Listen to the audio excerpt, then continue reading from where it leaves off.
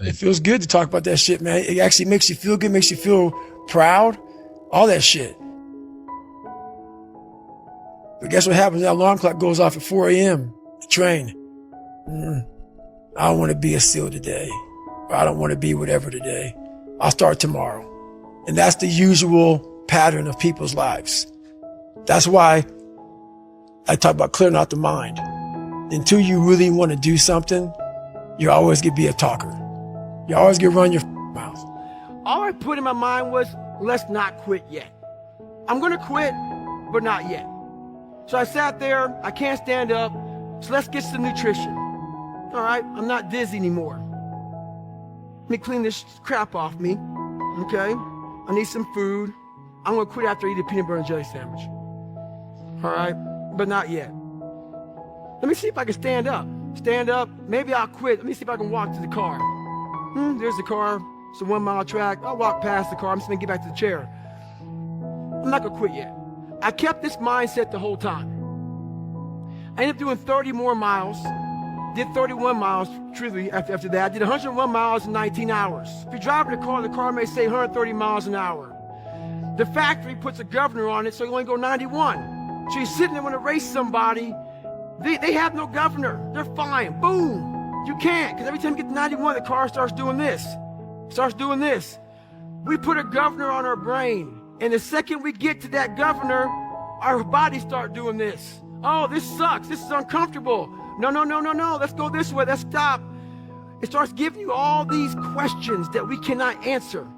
If you can't answer the questions your brain is asking you, you quit. If you have the answers to those questions of why the hell am I out here, and you give it a quick answer, the brain starts shutting up because it knows why we're doing what we're doing. I started figuring these things out in my life.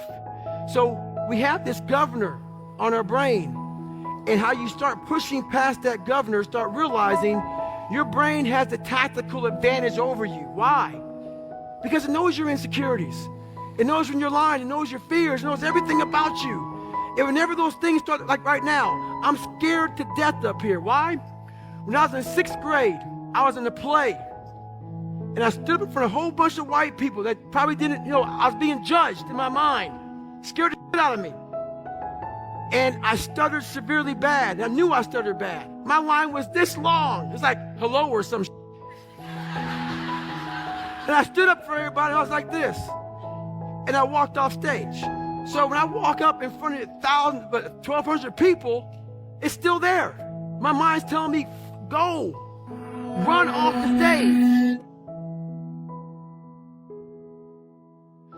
I have to tell my mind something different. I have to remember my resume, what I've been through, that all of you in here are just as f***ed up as me. Everybody's looking for the 6-minute ab routine. Right. Everybody wants to see, you know what?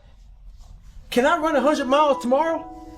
Can I achieve this tomorrow? Can I achieve that in 2 days? How about this? Let's compromise.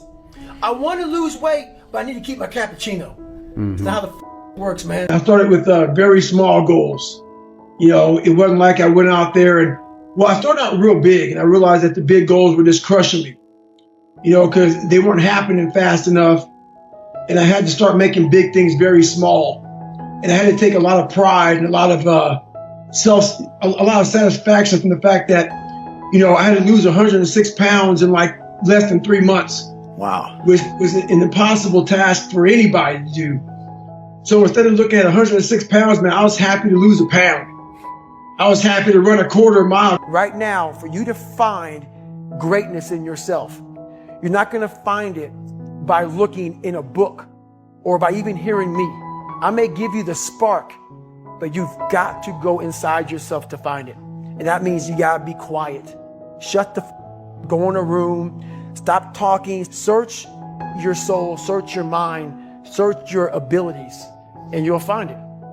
But if you're not looking for it, you won't find it. So you got to go start your journey. And the journey starts with you finding, why the hell am I here on this planet Earth? Why am I here? And if you don't know that, you will live the rest of your life searching, always asking the question, why? Hope is bullshit. When I was going through SEAL training, a lot of people hoped that they would pull us from that cold water. Man, Hope ain't gonna get you because it's not in your hands. Hope is not in your hands. You can't control hope, man. You can't. It's just hopefully this thing happens. But when you get belief, when you start to create belief, and belief isn't like an after school special.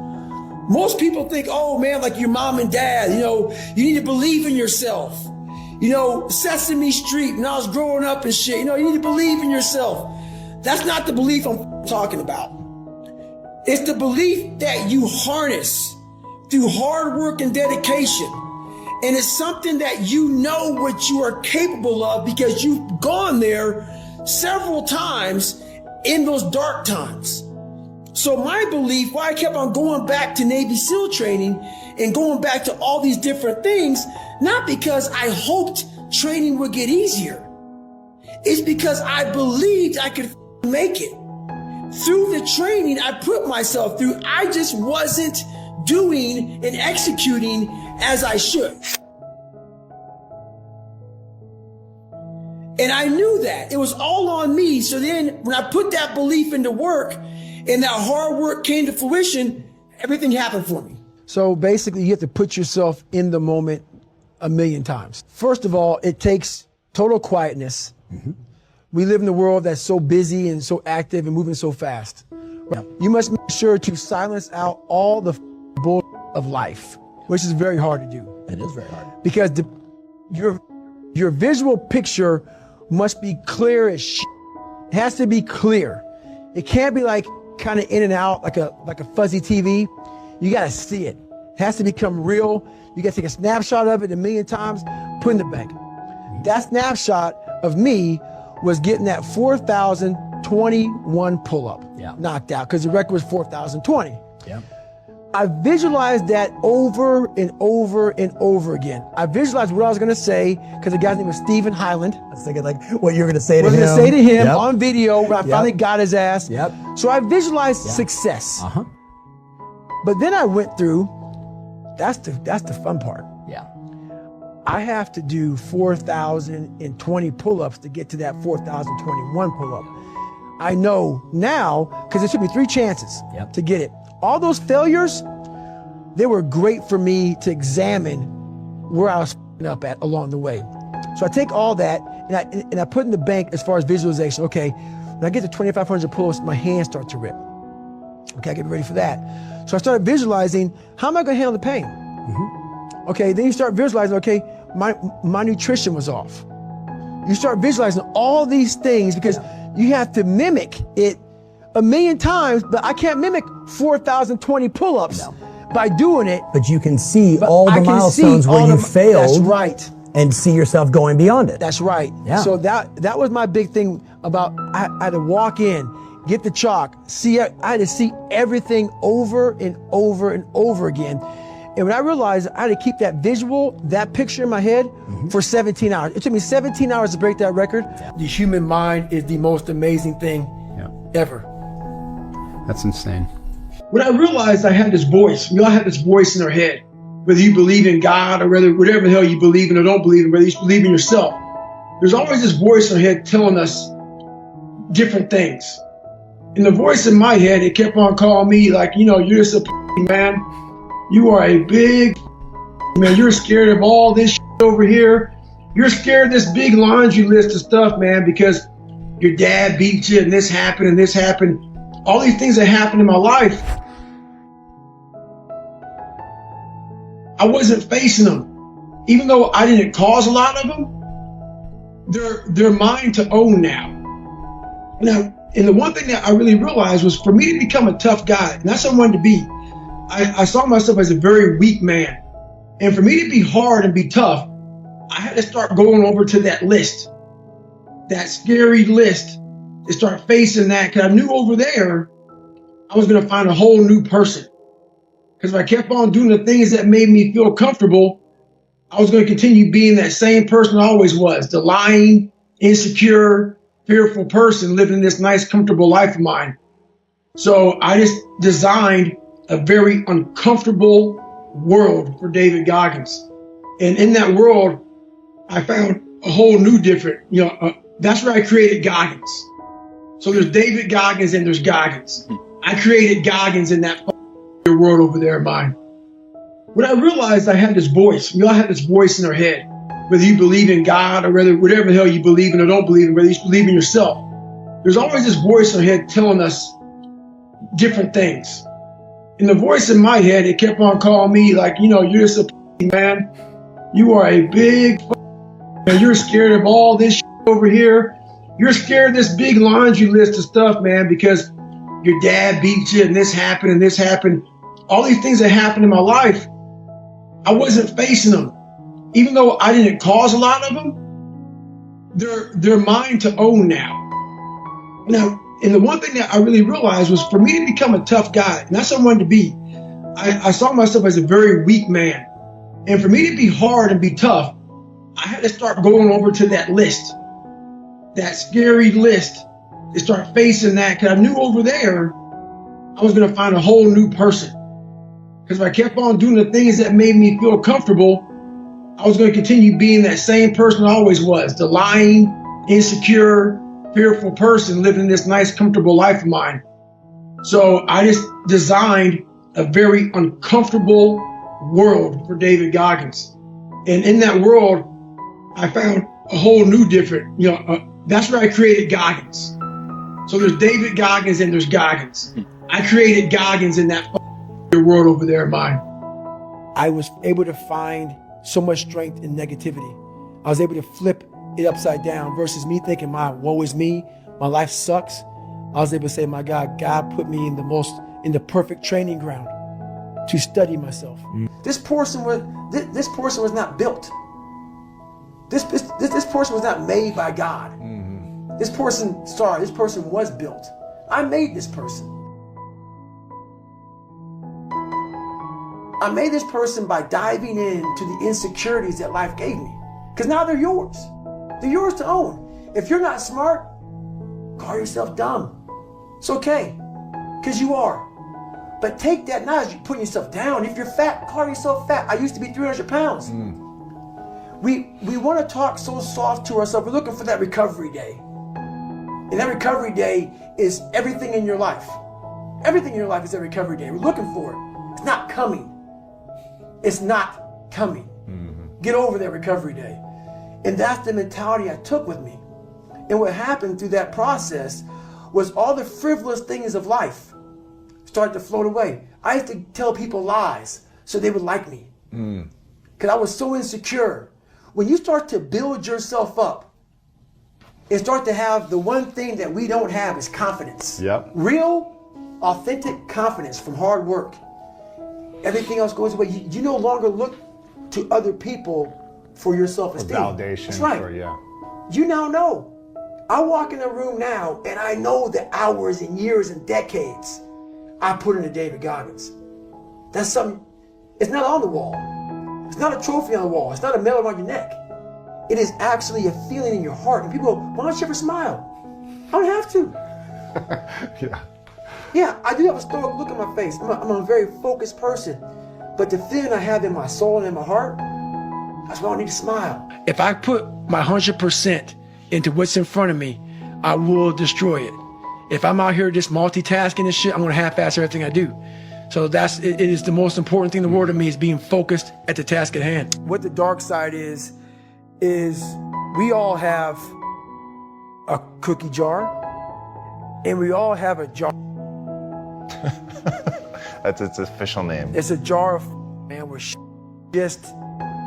just ain't going right. And in Hell Week, what they do in Hell Week, because this is where I really went to the dark side. What they do in Hell Week is they design Hell Week to find your flaws. And they do a really good job of that. It's 130 hours of continuous training. You may get 2 hours of sleep. And they beat the out of you and find everything wrong with your mentality. And then they start Hell Week. And that's the beauty of it. And for me, I'm not some naturally God-given guy. I don't have a great bit of talent in anything. So what got me through horrible times was the dark side. My name is David Goggins.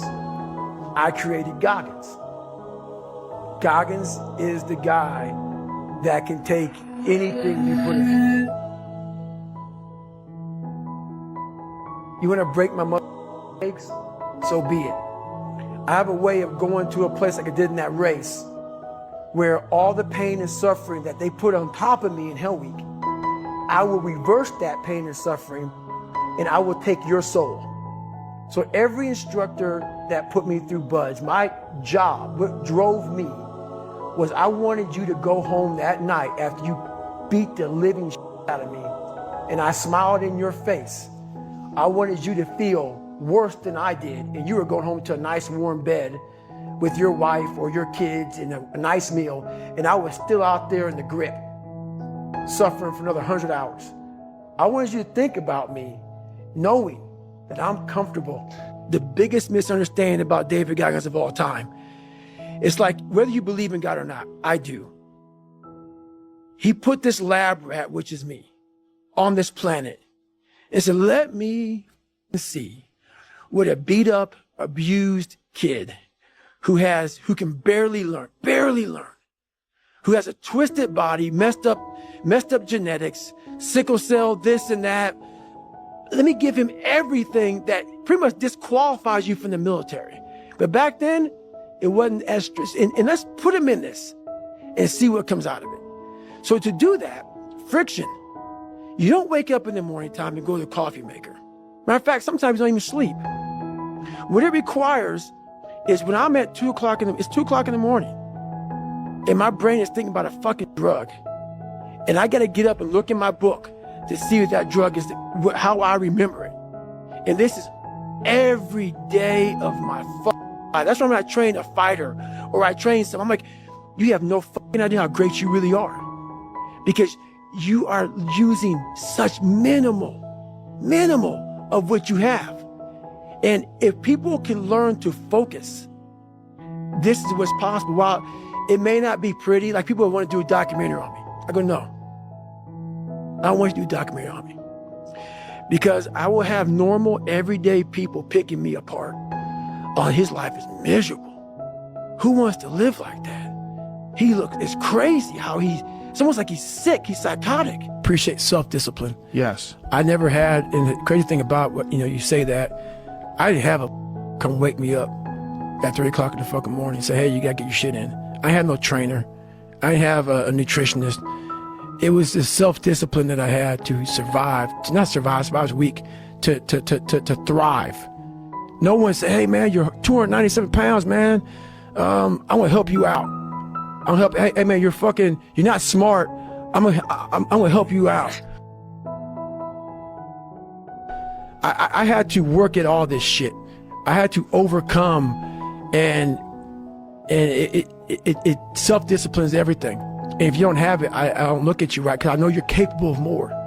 It's not discipline so much for me. It's all on you. It's all on you. The self part is what's big. We need someone to hold people accountable. Fuck that shit, man. Fuck that shit. We count on people too much to get us through shit. And we look to our right, we look to our left, we're looking for help.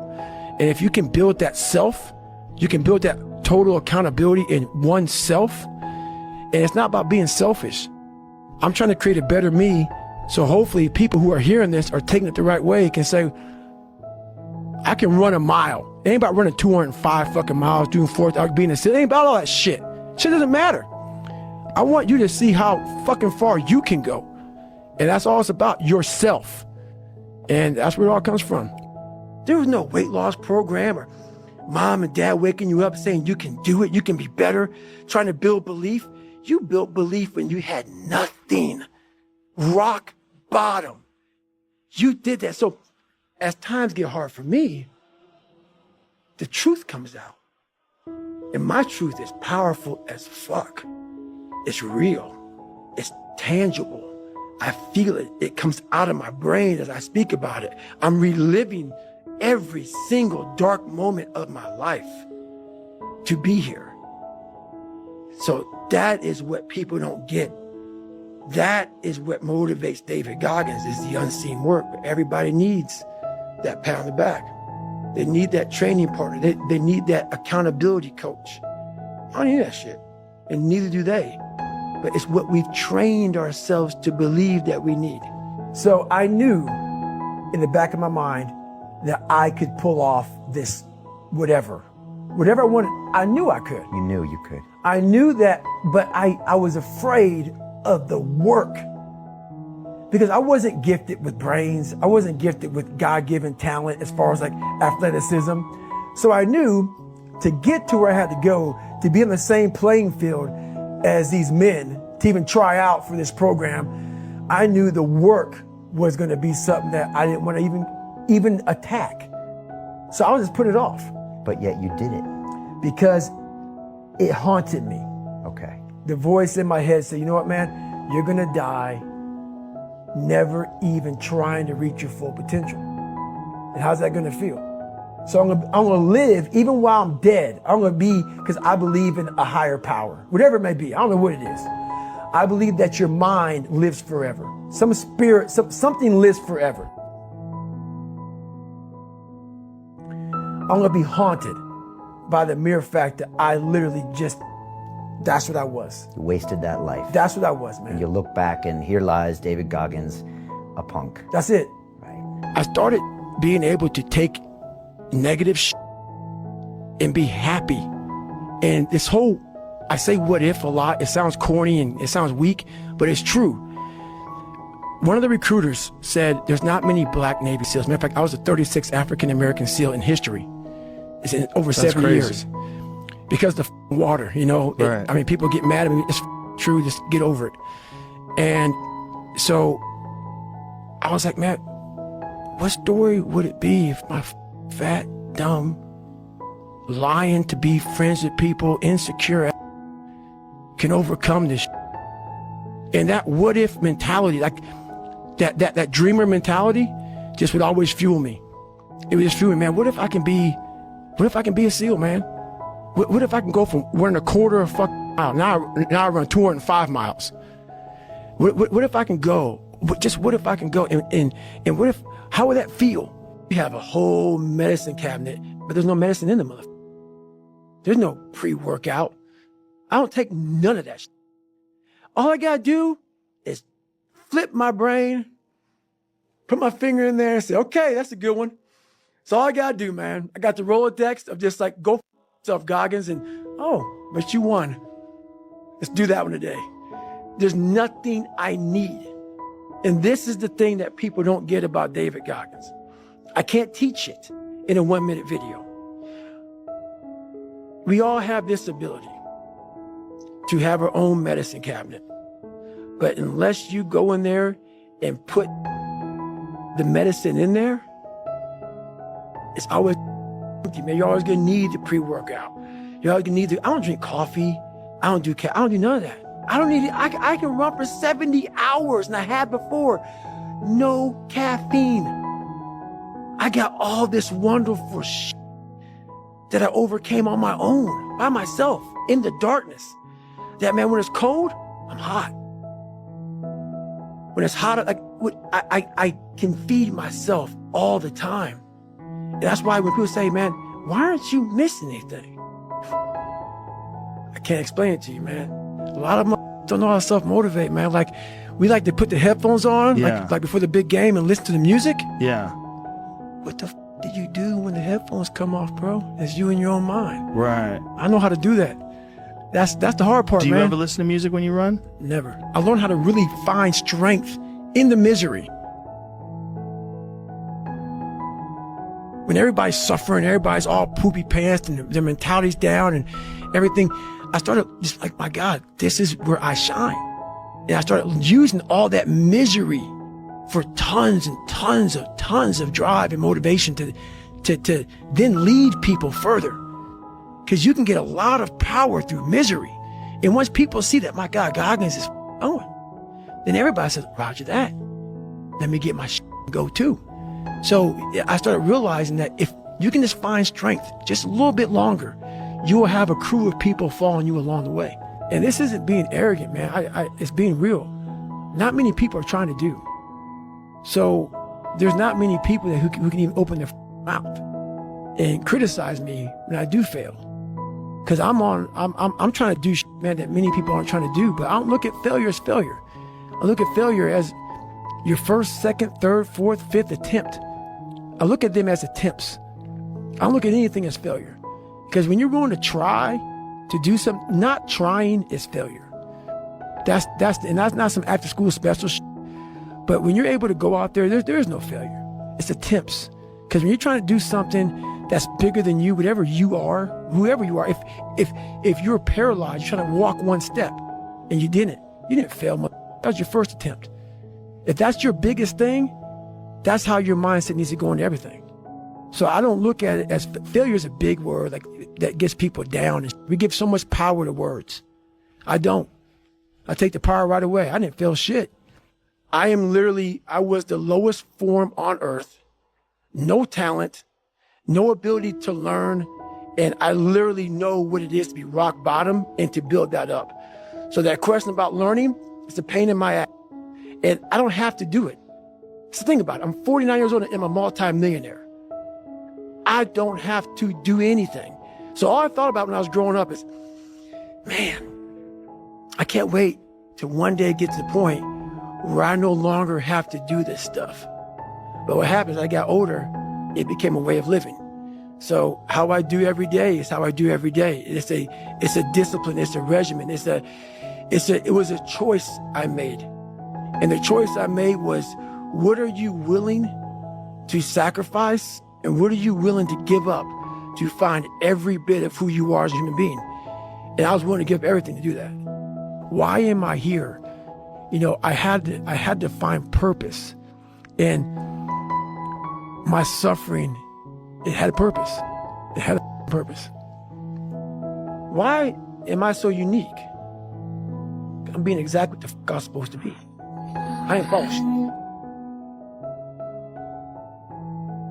And when I did follow shit, I was like everybody else. The second I said, okay, man, hang on, dude. You don't like this, you don't like this, you don't like this. Who are you, David Goggins? Who are you supposed to be? Miraculously, all these things just, I couldn't even, the list of shit I had to do just wham. It's like, okay, wow. Once you sit down with yourself and say, okay, I don't want to be like Michael Jordan or Jim Brown. They both were on my birthday, so I looked at their birthdays and said, oh, maybe I can be one of these. I can't. I'm going to be David Goggins. And that looks like this. It just came, everything flooded. Life is one big psychological warfare that you play on yourself. You play on yourself, man. The most important conversation I ever had is with myself. And the I was telling myself was so up, it was so wrong, it was so misguided. And other people start to write that dialogue for you also. And it starts to be what you say to yourself every single day. And I started creating a whole nother warfare. A whole nother battle started becoming. I was like, oh, hang on a second, Goggins. You have these tools. You have these tools. Your life was basically the perfect grounds for training for where you need to go in your life. All the beatings, all the bullying, all the, you going through learning disabilities, all the struggles. It was the absolute perfect training ground for you to go to where you need to go. And that's how I started looking at my life versus woe is me, poopy pants, kick a rock down the street mentality. It was, God just hooked you right the up. He hooked you right up, man, with the perfect place. You were training for the first 18, 19, 20, you were training for this stuff, man. You have the advantage of everybody else versus, my God, they're so above me. They came from a great family. Mom and dad love them. They didn't have to learn. They didn't stutter. They didn't struggle. No, man, your struggle is what made you who you are now. So I started flipping this into a whole different, I started being a master of what I was scared of. I was scared of my mind. And I became literally a master of that mind. And that's what from now on, it sets me apart from most people. I started diving into that. It looks scary. Like your little scary lab I went in. Scary. To wake up every day and say, I'm stupid, but I want to figure out a way to be smarter. Versus saying, man, I just can't do that. So you limit this box. So your box becomes so small of things you can do. My box wasn't even a box. It was a little pinhole. And then through examining myself, getting some willpower, some courage, it became bigger than this table. But that's what we all do. That's why I wanted to come here today and talk to you about real not no like hacks. There's no hacks, bro. It's you against you. You against you. And if you misunderstand that, you have a real problem. A real problem. I can understand you misunderstand me running down the street, shirt off. This, no, yeah, I can get it. I get it. If you misunderstand what I'm saying right now today, the problem is you. And you don't want to fix it. One thing I learned, I taught myself this, and people go, I don't understand what you're saying. I'm going to try to break it down real quick. I didn't teach myself victory first. I taught myself failure. I taught myself how to fail. And people are like, that's so depressing. Is it? When you're 300 pounds and you can't read and write and you're fucked up, you know how many times you're going to fail on that process? So if you don't know how to fail, there is no victory. I never talked about winning because I knew the path to winning was going to be years of failing first. So I taught myself how to fail properly. No one teaches you how to fail. But if you're going out for insurmountable odds that make absolutely no sense, a black kid that can't swim, 300 pounds, gonna be a Navy SEAL. Okay. You better teach yourself how to fail first. Because if you sit in failure for too long, you will never come out of it. So the first part of my success was learning how to fail properly. And then eventually, I started getting a few victories. But that's what people don't get. When you have buried yourself in such a deep fucking hole, you better first talk about the failures you're gonna have first. And that's when that other voice comes up. It tells you we gotta do something. It also tells you, boy, I'm not gonna lie to you, Goggins. You're in for a fucking climb, bro. You're gonna get your ass handed to you, made fun of, the outside noise, the inside noise. Both voices are gonna be fucking telling you to go fuck yourself. You are in for hell, bro. I am. So I better learn to fail. You can't develop a mind in the hell I lived in. So what happened was people blamed me back in the day. My God, you lied about this and you did that. Let me put your ass in that shit. Go, be born in that, man. Let me see how you come out. Let me see how secure in your foundation you are when you get beat for just doing nothing because he's drunk and he's mad at you. So you learn to survive, but surviving doesn't make you win. Surviving makes you a cockroach. It makes you just do that, survive. It makes you lie. How can I get through this? How can I get around this? Versus being a man is standing up for what you believe in. You're a coward, so you lie and you manipulate. But that's what those foundations, a lot of people are beat mentally, physically, spiritually, emotionally. So it makes you a coward. But then people blame you for how you act when you're 30 years old. They don't know where you come from. They don't know the hell you had to endure, why your mind is the way it is now. So you have to go back and fix that. You got to go back to where this came from. You're not going to fix it now. You got to go back and fix it. I was hurt, man. Like literally, I had to overcome so much those first 26 years of my life. And I still do every day today. You know, it's not over. But the mentality of can't hurt me is just that.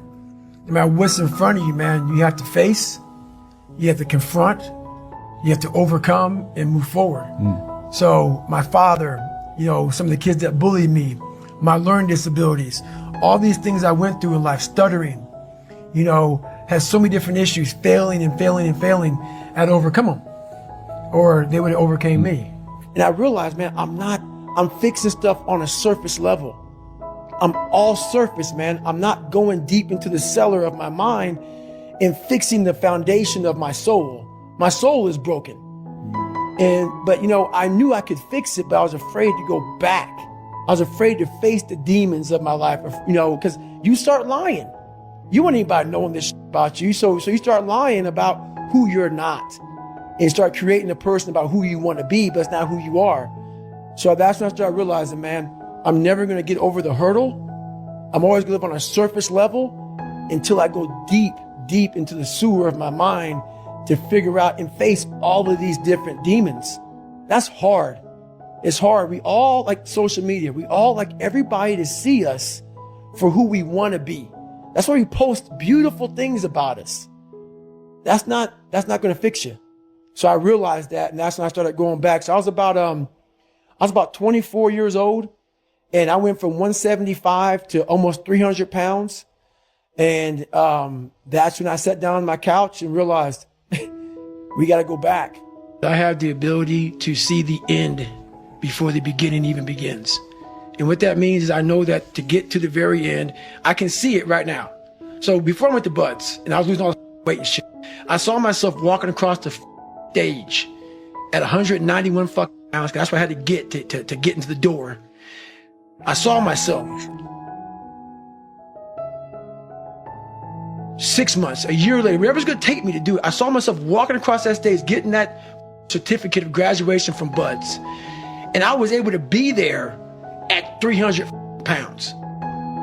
And that feeling that I was nowhere near that feeling, I was able to put myself there 1,000,000 times every day. And that feeling of like, my God, that is going to feel amazing. That's what made me suffer. That's what allowed the pain to be real and say, this is worth it. I want to feel for this next 18 months. It took me 18 months to finally become a Navy SEAL, to finally, just get through Buds. 18 months, it's 6 months. It took me 18. That's what woke me up every morning was, I'm going to put myself through this much pain and suffering for a few seconds. That's all it is. A few seconds of joy. And it's so worth it, man. That's what people don't get. So I'm able to put myself at the finish line, even though I have no finish line, but at the finish line of an event before I even start the motherfucker and say, how are you going to feel at the end of this? I want to be comfortable. I'm a normal human being. You want to chill out. Mm-hmm. Yeah. I want, and the time is going to come. There's time for everybody to get civilized. The worst thing in life that happens to a man is they get civilized, or a woman, anybody. Yeah. Because you lose the hunger for life. You think you've arrived, and once you have I've arrived mentality, that's my biggest fear. Is I get to a point where I'm at that point where life has come to me, and I have that feeling of I've arrived. I now know my life, for what I know it to be, is over. Even though that's where comfort is and everything else, I found the most life in the most uncomfortable places in the world. I was the most David, the Goggins that I invented, because David Goggins was weak. I never want to get rid of Goggins. The guy I created, that weak person that used to be, the guy I created that can handle anything. You don't want to let go of that guy because you realize that guy was made. You weren't born him. And that is, when you get comfortable, Goggins starts to die. He starts to die. That one creature from the Black Lagoon that can live in a sewer, that can eat rats all day, that doesn't need water, that doesn't need sunlight, that doesn't need nothing. He can just live because he knows he can. That's a powerful human being that you never want to. It's in everybody. I was very ashamed of my life story for a long time. I didn't want to go out and tell anybody about me. So that's why I had two people. I created one David Goggins and one Goggins. Right. And I didn't want people to know that I had all these issues. But after a while, people start to give you these different taglines. Like, you're superhuman, you're amazing. I'm like, you don't know anything about me, man. I'm this insecure kid. And I started realizing there's a lot of people out here who are going through a lot of problems that I once tapped into. I had a whole bunch of issues growing up. And, I felt compelled to just, you know what? You got to start sharing this stuff, man, because people see where you're at today. They see where you're at today. They see the man you are today, this rock hard human being. Show these people where you come from. Right. Show these people it's possible. The first thing about it was, so I said to myself, I'm going to run 4 miles. My first run out the gate, I'm going to run 4 miles. I ran a quarter of a mile, walked home, sat on the couch depressed. I said, man, there's no way I can do this. But what I realized, though, is I wasn't going to give up, because I already given up a million times. And I thought about how would I feel at 50 years old If you gave up now. if I gave up now. Not to have, so I kept all this stuff in my mind. And basically, I started becoming obsessed. I slowly, it didn't happen that night on the couch. Right. Over a period of time, I started becoming obsessed with studying, with weight, with being somebody, with making people who thought I was going to be nothing kind of feel like I became obsessed with, you have to make this right. Yeah. And the only person who could do it is yourself. So I became obsessed with just being obsessed. This is my life. I'm not that smart. I'm depressed. I have a horrible life. I have these two guys, one guy that, so I became this 297-pound person because it became my body armor. Yeah. Because the inside was a fragile, weak, insecure kid. So I put this big man around it. So when people looked at me, I intimidated them. I scared them. But if they knew the real me, just a little punk. Yeah. I was a little punk kid in a 24-year-old guy's body. So I knew that. No one else did. So I tried to change my life, and it started there. I went to the recruiter's office. I went there, bad day at work. The bad day at work made me realize most people fail those 1 seconds. And then that 1 second leads to 20 years, 30 years, 40 years of.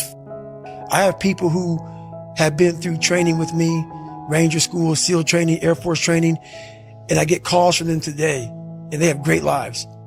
And all they talk about is how they failed in that one moment. And they can't even enjoy their life now because they're now warm. They're now warm. There's no more suffering. There's no more suffering for me either. And we're in the same boat now. But you're suffering. So we're not suffering, but you're thinking about what you could have been. I am exactly what I should have been. And that's where people start to lose it. Because now I realize that in that 1 second. I go through all that. I know how it's going to feel because I failed so many times before. Failure is the ultimate thing, man. I failed so many times before. That's why I don't look at failure anymore as failure. I look at it as my first, second, and third attempt. So that's what that's all about, man. I'm a very emotional person. So I'm very passionate because it took a lot for me to be who I am today. So I'm very emotional. Yeah. But it's just the passion in me about the sacrifice I put into being who I am today. I'm not superhuman. I'm definitely not Superman. So when I talk to you all, understand these are the things that I had to tell myself. So, a lot of people come up here and start talking to you and they think they have all the damn answers and shit, and they kind of talk down on people. No. I know exactly what it feels like to be lost, to want to quit every day of your life. And that's kind of what created me. So on my bad days, I had to imagine a false reality. So for me, for instance, I was 300 pounds and a black kid. I was the only 36th African-American Navy SEAL in over 80 years. So think about this though. Think about how I wanted to quit. I was afraid of the water. My favorite meal was chocolate milkshakes with chocolate donuts. I didn't run, and I was afraid of the water, and I was 300 pounds. And I have a pipe dream of going to go be a Navy SEAL. Yeah, exactly. You should be laughing. Every morning I woke up, and I had less than 3 months to lose 106 pounds to get into the Navy. Every morning I woke up, I wanted to quit. During runs, I quit. During my diet, I quit. During swims, I quit. I quit every single day during this 2.5 months. But at the end of the day, what kept me going was I saw a video of 18 men graduating from Navy SEALs training. And all I thought about was, what if my black ass can be up there on that stage one day and I can pull off this miracle that no one saw. There was no social media. There wasn't no watch David Goggins lose 106 pounds in 2.5 months. There wasn't no, diet plan. And there was nothing. No one saw it. My mom. And she's the only one that saw the transformation. But I knew it. What power have you found in the darkness? First, before I answer that question, I want to say, everybody listen to this. I'm the happiest man on the planet Earth. So people may take this as so many people do. We live in a very weakened society. So when they hear a throwback guy like me from back in the ancient days of Garanimals, they often think this guy is just whatever. So if you think that I'm some unhappy guy, you're wrong. Having lived the life I've lived and seeing the other side, not being afraid to attack what was in front of me, has made me happy. Say that again. And in fact, let me make sure I understood it. Getting to the point where you're not afraid to face the thing on the other side of the door that wants to attack you has made you happy. Right. It's really powerful. I hope people heard that. Right. That made me very happy. So basically, I just don't walk around with a daggone smile on my face all the damn time. Everybody's afraid of failure. It's embarrassing as So how do you think I became successful when I failed every day of my life until I succeeded, which took a long time? The first thing I did was all of you in this room want to be successful as hell. But the journey to success comes with a lot of what? Failure. So why don't you teach yourself, like I taught myself, is how to fail properly. It's not saying be a failure. When I was 300 pounds, people think, oh, you really thought you could be a Navy SEAL? No. I think I was going to lose the weight. But what it was how I was able to get over all the failure and all the embarrassment of failing was I told myself, you are going to have to learn how to get up extremely fast because you are going to have a million setbacks on this journey. And that's how I literally taught myself how to fail first. Because I knew that if I was afraid of failure, I would have never been able to be a Navy SEAL. I would have never been able to get to where I'm at today. So I went through and I literally at 300 pounds, or 297 to be exact, I sat back and I visualized how this journey is going to look.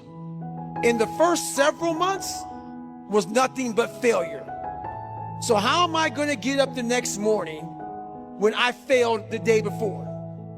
How am I going to eat this meal when I failed and I got fries and a milkshake again when I was supposed to get grilled chicken and rice? So I went through and I taught myself how to fail. And when you do that, you're able to get up extremely fast and you no longer care about the end result because you know if I want to be way up here, it's going to take a bunch of small micro failures along the way. But you have to understand that that is part of the process. And sometimes you have to put the obstacle in front of you. That's why I went to be right. So now life's good and easy. No, so you have to create these obstacles. That's because the thing about it. I have no obstacles anymore, man. Life is good. So I'm going to go up to Montana or Wyoming or wherever I go to go. I go to Montana and said, here's my obstacle. So once your life gets easy and everything is great, it's time to go online and Google some obstacles. A lot of people see what they see. Maybe you're out of shape. Maybe you look lazy. Maybe you look slovenly. Maybe your outward appearance is not what it should be. No one saw what was inside of me. And that's the one thing I was afraid to pull this out because who I was a afraid kid, but something always said, man, you got more in you. And what this guy did was just did his job. He looked at me. I said, I want to be a SEAL. He goes, you got to do this, this, this, and this. Every other recruiter was like, you're 300 pounds, bro. Like you walking into my office with a chocolate milkshake. So I don't blame them because what they saw, I would have said the same. But this one recruiter, Steven Saljo, I walked in, he goes, I'm going to do my job. I don't think this kid's gonna make it. There's no way, but I'm gonna do my job. And just by him giving me an opportunity, I gave the guy a lot of money a couple years ago. And he's like, what's this for? This is like literally 20-some years ago, I find Steven Saljo again, and I gave him money. He goes, what the hell you give me money for? I go, because you did your job. And if you didn't do your job, I would never have found David Goggins. When I was a young kid, I considered myself very weak. Very weak. And as I started developing this indestructible mental toolbox, because what I realized was the things I was most afraid of, I cowered from. I had to start facing these things and becoming an expert at the things I feared the most. Yeah. I was afraid of my own mind. My mind would get off on these crazy places of woe is me. My internal conversation wasn't great. Yeah. So I had to start mastering it. Once I started mastering it, in the horrible place I was at, I consider myself the worst person ever alive. That was my conversation. But once I started mastering my own life, I started realizing, my God, man, this was in me. Yeah. I was a 300-pound fat guy. Now I'm 181 pounds, 190 pounds, whatever it was. I'm going to go through all these hell weeks. So I started realizing the capabilities of the human soul and the human mind. Yeah. So I started to examine it more and more. So no one's going to come back and say, hey, man, I apologize. Maybe someone does. Very few people will. So at the end of the fucking day, when all things are said and done with, while my dad was the devil, and I believed that for a long fucking time, I had to confront him. And when I confronted the devil, so what I thought was the devil, I realized that I was the true devil. I was the one holding me back. I was the one looking for the scapegoat. And I was the one looking for all these ways to say, it's okay, David. You're a loser. You're a born loser, so it's okay. And I was hoping my dad was going to give me that confirmation. And he was a loser himself. But at the end of the day, when I left there, I realized, man, this is on me. My dad's up. My mom's up. The people around me are up. They're not going to save you. You got to save yourself, my friend. So that's when all that reality hit me. This is what I say to myself. Self-talk and visualization are the two keys to my success. Just shut up and let me enjoy this pain. I don't want anything to numb it. I don't want anything right now. Because what I had done was I just, in my mind, and people will take this wrong and take it as wrong as you want to, I don't really care. I had just climbed a mental wall that was amazing. And I didn't want anybody to take that pain away from me. I never want to feel it again.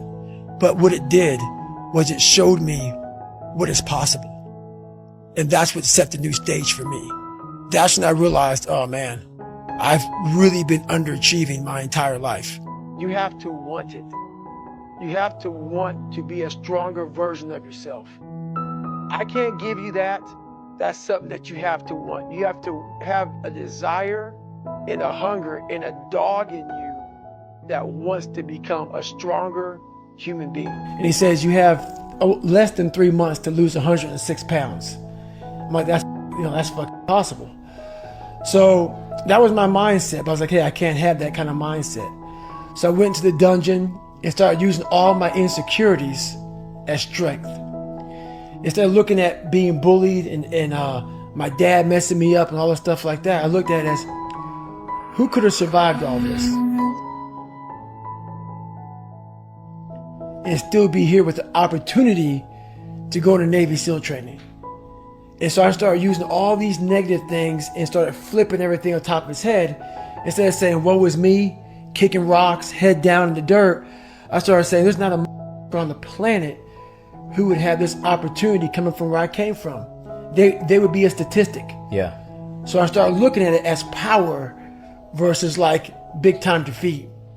And slowly but surely, every day, I started changing the voice in my head, because the most important conversation you will ever have is the one you have with yourself. Yeah. So I slowly started changing that internal dialogue in my head. And there wasn't no like teacher. There was no shrink. There was no mom saying, hey, David, you can do it. No, it was me. And that was where the power came from. The power came from no one's helping me. No one's coming back to save me. No one's coming back to pull me to the finish line. This is on you. So I saw a lot of power in the fact that if I change this around, I did this.